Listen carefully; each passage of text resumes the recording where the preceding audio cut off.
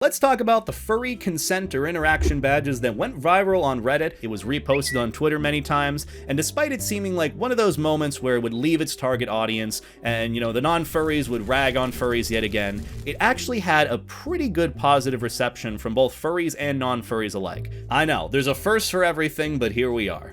Long story short, a post was made on the subreddit known as Mildly Interesting, in which someone posted a picture of these furry consent badges that are sold at furry conventions by the artist known as Papaya Badger. The post got a lot of traction to the point where it ended up being on the front page of Reddit. It made its way to Twitter, in which many different accounts were talking about it and posting about it. The post was made to pretty much highlight the wide range of consent or interaction badges that you can wear during a furry convention, or really any social scenario. Like this isn't exclusive to furry, like no hugs. I feel like that, might go without saying for non-furries, when you're out and about in public. I don't know how many people give hugs or whatnot, but at furry conventions, hugs are pretty much like on the daily. And despite those badges being contextually furry and I guess the picture quote-unquote leaving its target audience, the reception was actually rather warm and positive. A lot of really good and supportive comments were left both on Reddit and on the Twitter posts. And that's surprising, knowing anytime something goes viral within furry, usually you got a good mix of like negative and positive interactions with it. Just because people still see furry as cringe and weird, and they can't get past that even if something is remotely positive for what's being posted. And finally, I want to talk about how despite all that, the artist still has some reservations and worries about the badges themselves going viral. So let's talk about it. I need a palate cleanser from all the negative Nancy stuff I've had to talk about recently. I have always been for these consent badges in general. I've seen them being picked up by conventions themselves. They'll have these little badge pickup options where you can choose like, hey, interact with me. Sometimes interact with me. I'm socially anxious. Please be wary. Or don't talk to me right now. I'm busy. I'm getting from point A to point B. A lot of these really help in the grand scheme of furry conventions. When there's so much going on all at once, there's so much energy that you don't really know what to do. So for example, you have the simple ones like please don't touch me, no hugs, limited sight, low visibility, all super simple. You even have, some meme and funny ones like uppies or awkward but friendly, please talk to me. I like stuff like that because you can't really get the message across when you're first interacting with someone. And most of the time when, you are interacting with someone, especially in the furry sense, you're using your vision. You're looking at them first and you're seeing, signals, cues, and sometimes that might not be apparent. Sometimes you need a badge to signify that. And that's why I think these badges are an excellent addition to anyone looking to use them for a furry convention or any other scenario outside of it. I especially like the badge of who wants uppies and it's just a buff cat. That is just perfect. I love it. And it seems like, based on the reception from what people were commenting about them on both Reddit and Twitter, they agree as well, not even just for the furry context, but any other social context outside of it. Some people were even saying they would use the do not boop badge on their snake enclosure, or even as a meme using the hug gently on their pet scorpions enclosure, which... yeah, I'm not gonna hug a scorpion. Sorry, not sorry. And the same reception was had on Twitter. I think someone who goes by Hank Green even thought, this idea was awesome. I want a Who Wants Uppies shirt and also an Uppies shirt. One of the questions that I saw a few people asking, sort of not against these badges, but I feel like was more so asking why, is the question of, oh, furry conventions are a social event. If you're not looking to be social and you need these badges to say you're not being social, why even go in the first place? Which hopefully these questions aren't supposed to be negative in nature. Maybe they actually want to know. And I'd like to answer that because I've seen this question asked a lot even in comments on my videos about these consent badges. Well, the reason why some people want these badges is because communication might not be the easiest thing in the world for a lot of people. Just because you go to a furry convention doesn't mean you have to meet any sort of social expectations with it. You can meet people and interact and have your own experience at a convention however you'd like. And I think badges like this really do help highlight it. I know some people looking at these badges worry about them being very commonplace just in general in the world, and I don't want to say the standard at furry conventions is different where people will just run up to you and hug you, but sometimes even asking before giving a hug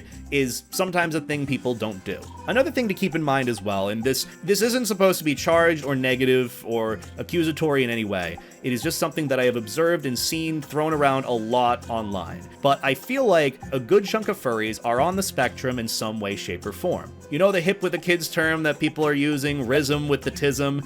I feel like that also applies to me in some sense. As someone who is on the spectrum, you know, I get that. Communication can be hard, especially when people are looking to do X, Y, or Z immediately before you're even able to say anything. And that might be a fault on some other people's end, but at the end of the day, you kind of just have to do the best you can when things are moving at a million miles a minute, sometimes at furry conventions. And the one thing to keep in mind as well about interacting just in general, and this goes for furries and non-furries alike, a lot of times when you go to interact with someone, you look at them and you see them before you say something to them. Very rarely do you hear people before you see them, especially when you're looking to have a one-on-one conversation or interaction with someone. So when you go and see them, you're just looking at them visibly. What are you going to look at? Usually the badge name, usually like the head or face, if you like, you know, doing eye contact and all that. I don't mind it. But point being, you're usually looking at people before you interact with them. And so if you see these badges with certain contexts or interactions that they need, accommodations they might want in certain social situations,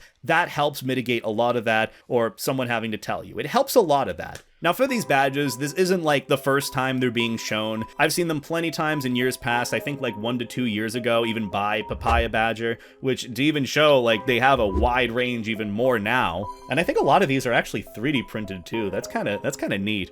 Like I said before, these consent badges are really cool. I think they're neat. I think furry conventions can make excellent use of them, or attendees just in general can make use of them. I know I have in years past when I've needed to get from point A to point B, and I don't really want to be stopped or, you know, get a picture or anything. I'm feeling low social battery. I just want to get my coffee in the morning. I'll throw on one of these badges on my lanyard, go about my day, and it really does help in the end. Because you got to keep in mind, outside of, you know, talking or interacting with people, you know, they won't really assume or know about how you're feeling, you know, internally or socially, anxiety-wise too. Anxiety is a big thing. But go to any dealer's den at a furry convention, you're bound to find badges like this. And hopefully you find them from Papaya Badger, the one who made these. However, there is a little bit of an issue with this when something like this becomes viral, that actually Papaya Badger ended up highlighting in some of their tweets recently that I honestly agree with and want to bring some light to. One of the things they were really worried about with this going viral is that there would be some bad actors trying to come in and steal the badge designs for themselves and then end up reselling them for, like, you know, a knockoff sort of price,